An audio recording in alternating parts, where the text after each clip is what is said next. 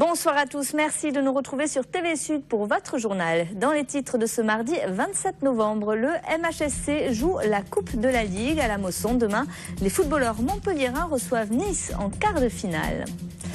Des enseignants de Jean Mermoz se mobilisent à Montpellier. Ils refusent la fusion entre le lycée professionnel et le lycée d'enseignement général prévue cette semaine.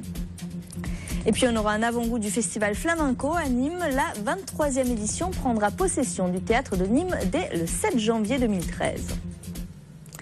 Les éthylotests seront-ils bien obligatoires dans les véhicules? Ce matin, à l'occasion de l'installation du Conseil national de la sécurité routière, le ministre de l'Intérieur a annoncé qu'il allait demander l'avis de cette nouvelle instance à ce sujet. Manuel Valls avait déjà reporté la date d'entrée en vigueur de la verbalisation des automobilistes en l'absence d'éthylotests dans leur voiture au 1er mars 2013. Écoutez. Beaucoup d'associations, pas toutes, mais contestent le principe même de cet éthylotest, son caractère utile. Et donc, comme nous avons ce temps-là, jusqu'au 1er mars, et comme nous installons le Conseil national de sécurité routière avec l'ensemble des acteurs, il m'a semblé important d'évaluer le dispositif lui-même. Donc je veux être certain du choix utile de l'éthylotest. Le décret imposant la présence d'éthylotests dans tous les véhicules avait été publié en février 2012 par le gouvernement UMP. Il a notamment boosté l'activité de Contralco. L'entreprise de fabrication d'éthylotests de Gignac emploie environ 300 personnes dans l'Hérault. Le MHSC se prépare à disputer les quarts de finale de la Coupe de la Ligue demain après-midi. Les footballeurs montpelliérains reçoivent Nice à la Mosson et pour l'occasion, René Girard alignera une équipe remaniée pour laisser souffler certains cadres. Montpellier qui est sur une série de 5 victoires consécutives. Les supporters espèrent bien que ça ne s'arrêtera pas là. Voyez le reportage de Jean Brun. Si le temps est bien maussade sur le domaine de Gramont, le sourire revient peu à peu sur le visage des Montpelliérains, champions de France en titre. Après une reprise difficile au mois d'août et une Ligue des champions ratée, débarrassé d'oripeaux peut-être trop lourds à porter, le groupe de René Girard a enclenché une série de 5 rencontres sans défaite en championnat, ponctuée de 2 victoires face à Nice et Bordeaux. Cette année, ils sont en difficulté quand même. Donc faudrait qu'ils ils sont encore sur 5 bons matchs, ils n'ont pas perdu pendant 5 matchs, donc ça a l'air d'aller. Mais bon. Vous savez, des fois quand on est champion de France, après pour revenir, après la saison après, une saison ne se ressemble jamais, hein, c'est toujours très difficile. Le foot, il n'y a pas de science exacte, malgré les mêmes joueurs et les recrues qu'on a fait. Non mais vous verrez, on va arriver dans les 5 premiers. Derrière les grillages, les messages d'amour des supporters sont certes datés, mais restent d'actualité au moment de recevoir Nice pour une qualification en demi-finale de la Coupe de la Ligue. Ça va faire tourner un petit peu l'effectif, il va essayer de faire reposer un petit peu les cadres et puis faire jouer un petit peu les jeunes qui sont à même de prouver qu'ils sont encore là et qui peuvent apporter quelque chose au club. C'est des matchs importants ça, absolument. Mais c'est pas un objectif pour vous? Non, mais pour nous supporters peut-être pas, mais pour eux sûrement. Parce que ça fait sûrement, parce que c'est une occasion pour se qualifier, pour relancer l'équipe, pour se remettre un petit peu. Moi je trouve que c'est important, Outre Laurent Pionnier, Herrera, Tinan, Deplagne ou encore Dabo sont effectivement dans le groupe qui affrontera Nice mercredi soir pour que la belle série continue. Les enseignants du lycée Jean Mermoz à Montpellier étaient en grève aujourd'hui. Une vingtaine d'entre eux a manifesté devant le rectorat ce matin. Ces profs dénoncent la fusion des secteurs d'enseignement professionnel et général qui doit être votée en conseil d'administration jeudi. L'intersyndicale de l'établissement craint que ce regroupement ne cause des suppressions de postes et une réduction des moyens pédagogiques, comme l'explique cet élu au conseil d'administration de l'établissement. Nous sommes contre cette fusion car nous savons qu'elle se fera d'abord en diminuant l'offre de formation professionnelle dans un premier temps, puis l'offre de formation technologique dans un second temps. Déjà, on nous a annoncé dès le 15 septembre des suppressions de postes. Ce n'est pas tolérable. Il y a eu 66 postes de supprimés l'année dernière en section professionnelle. Nous avons contacté bien sûr les parents. Nous savons également que d'autres personnes qui siègent au conseil d'administration comprennent quelle est la situation et nous espérons que le conseil d'administration refusera cette fusion qui est contraire aux intérêts des élèves.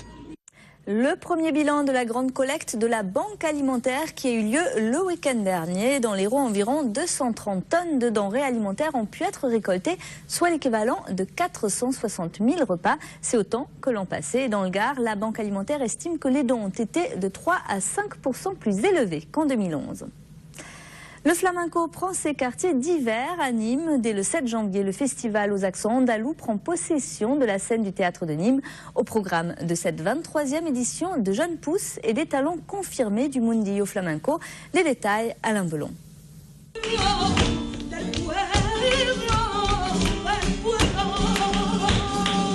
Janvier sera flamenco à Nîmes, avec son 23e festival. Des pointures seront présentes comme le guitariste Antonio Moya qui aura carte blanche pour son festival. Mais aussi, il y aura des révélations comme la chanteuse Celia Romero et Pedro Cintas accompagné de Jésus Ortega, apportant de nouvelles créations dans cet art ancestral. Le flamenco, c'est un art très vivant. Et même s'il est vraiment enraciné de très longue date, mais c'est un art très très vivant, donc c'est en perpétuel mouvement, il y a des choses tout le temps différentes, des propositions différentes. Marco Flores, il a explosé la parité, il est le plus féministe des chorégraphes. On est là aussi pour ouvrir la voie à ces jeunes artistes. Un festival flamenco, le partage et la transmission de cet art est donné par Manzel Flamenca, avec un atelier où des enfants à partir de 3 ans sont présents. Mais aussi le chant aura une part importante dans le festival, avec le retour sur les planches de Carmen Linares et bien d'autres artistes encore. Fait quelque chose de complet, de riche, de varié, de nouveautés. Bon, Tomasito le soir, Anna Pérez est à découvrir, Rocio Marquez est à confirmer. Il y aura aussi un champion du monde pour les organisateurs. Boboté à Pata de Boleria, on a le champion du monde de toute catégorie du siècle. Ça va être la folie puisque tous nos amis gitans de la région et d'Espagne et même de Barcelone, ça commence à s'ébruiter et je pense que dès demain on va être submergé par le tsunami flamenco. En parallèle au festival, il y aura des ateliers d'exposition, stages, conférences et projections pour découvrir ou redécouvrir l'histoire ou la vie du flamenco.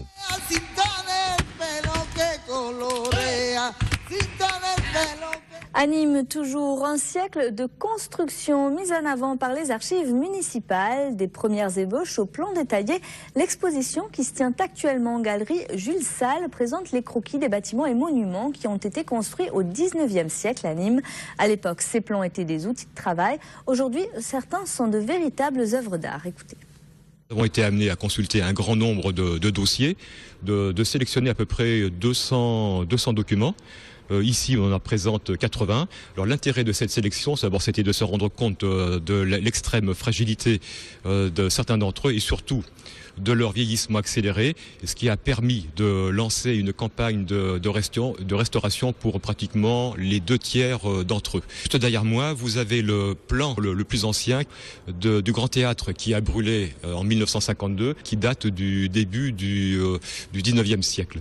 On s'est arrêté, là on a pris le 19e siècle, non pas chronologique mais historique, qui s'arrête avec le début de la Première Guerre mondiale. Donc les documents les plus anciens sont de 1912-1913, les plus récents plutôt de 1912-1913. Voilà une exposition à voir, galerie Jules Salle à Nîmes jusqu'au 19 décembre. Exposition contemporaine en revanche à Montpellier. L'œuvre de Geneviève Haas est à voir jusqu'au 13 mars prochain. Actuellement au musée Fabre, l'artiste peintre a évolué vers l'art abstrait. Elle est surtout connue pour sa palette bleue.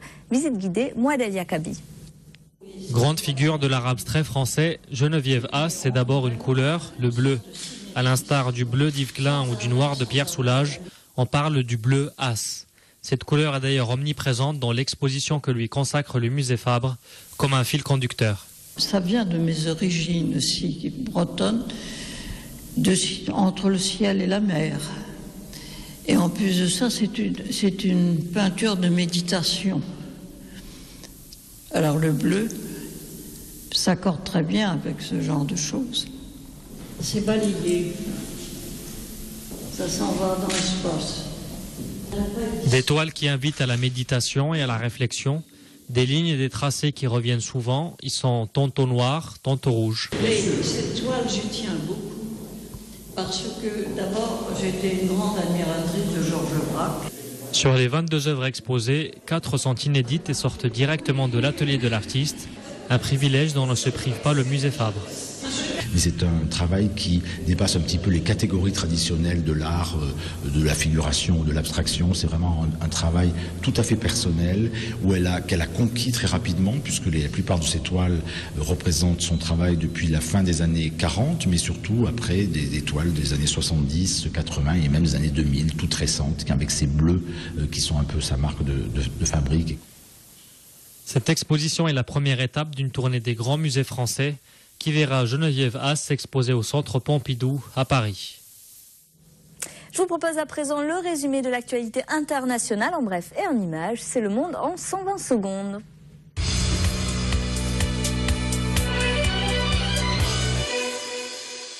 La dépouille de Yasser Arafat a été exhumée aujourd'hui en Cisjordanie. Les prélèvements pour déterminer si l'ancien dirigeant palestinien a été empoisonné seront réalisés dans les prochains jours sous le contrôle d'une autorité palestinienne. Selon sa veuve qui a demandé ces analyses, Yasser Arafat aurait pu être empoisonné au polonium. La zone euro et le Fonds monétaire international parviennent à un accord afin de réduire sensiblement la dette grecque. Les deux géants économiques s'engagent à verser une aide financière vitale pour un pays au bord de l'asphyxie économique. Ce sont des engagements qui sont solides et qui devraient permettre à la Grèce, dès lors qu'elle prend les mesures de réforme, d'amélioration de sa compétitivité, de retrouver une situation économique plus satisfaisante et un accès au marché dans les termes prévus. L'objectif annoncé est de ramener la dette grecque à 124% du PIB d'ici 2020. Une annonce accueillie de manière positive par les différents marchés boursiers qui ont connu une légère hausse ce matin. La France se dit favorable à un nouveau statut pour la Palestine. Comme l'a annoncé Laurent Fabius cet après-midi à l'Assemblée nationale, la France votera oui quant à la demande de la Palestine à devenir un État observateur. Il faut faire preuve dans cette affaire de beaucoup de lucidité. D'une part, parce que le texte est actuellement en discussion et j'ai eu moi-même hier matin au téléphone le président Mahmoud Abbas.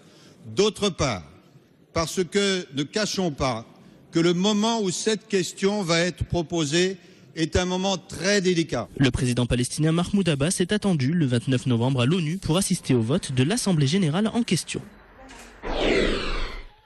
En Égypte, les opposants au président Mohamed Morsi sont appelés à manifester toute la journée.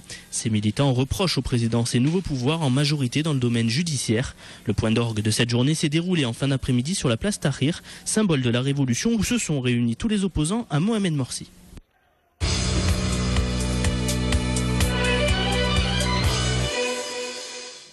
Et vous pourrez suivre toute l'actualité internationale, nationale et régionale ce soir à partir de 10h dans le 22 minuit. 2 heures d'infos en direct et en continu présentées par Julien Desvages. Quant à nous, on se retrouve demain dès 12h30 pour votre édition locale de la mi-journée. Passez une très belle soirée sur TV Sud.